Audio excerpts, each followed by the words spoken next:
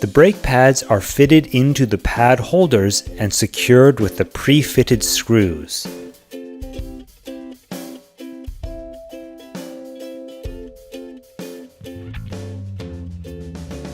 For carbon rims, adjust the brake pads so that they are 2 mm lower from the edge of the rim.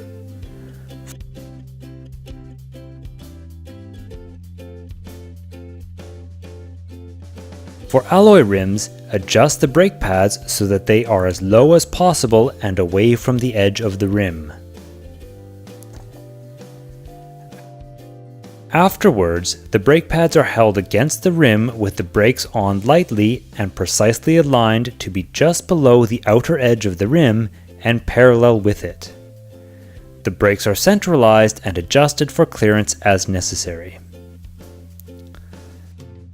The final stage is the insertion of the thin spacers, less than 1 mm thick, to create a very small toe-in so that the leading end of the brake pad contacts first and the remainder contacts progressively.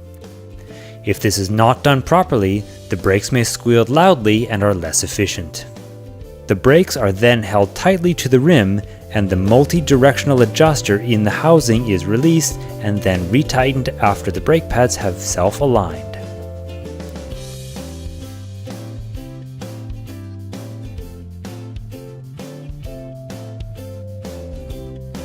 The thin spacers are removed and the bike is ready for the next ride.